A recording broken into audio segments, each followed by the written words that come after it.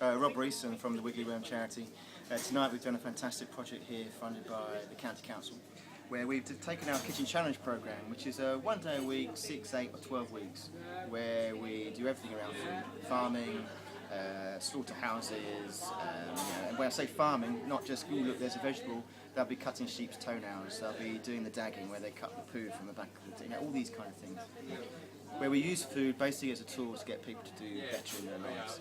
And it takes a lot of energy, it takes a lot of effort, and it takes the group themselves, the participants, to completely understand why they're here.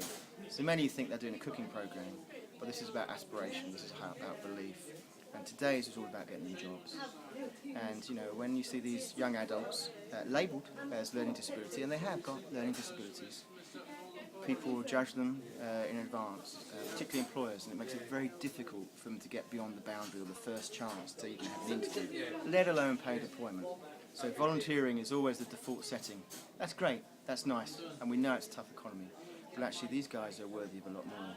And if an employer just tweaks and thinks a little bit more about how they do their infrastructure, a way in which they manage their staff, let alone these kind of guys, and what they have to offer, if they look at the asset rather than the disability, then they've got people that will work so hard that can absolutely make a county flourish.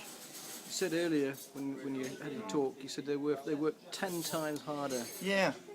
We have a guy that we've spoken to here before, and he'll say, look, I work 10 times as hard to do what you can do in 5 minutes. And you know, he said this to an editor of the local newspaper. Basically, look, imagine if your workforce worked as hard as I do. How productive would we be?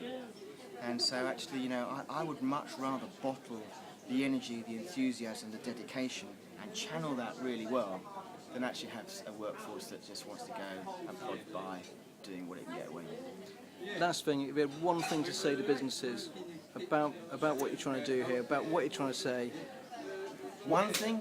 Okay. It's not one thing. First of all, come and see National Star College and how they manage disability.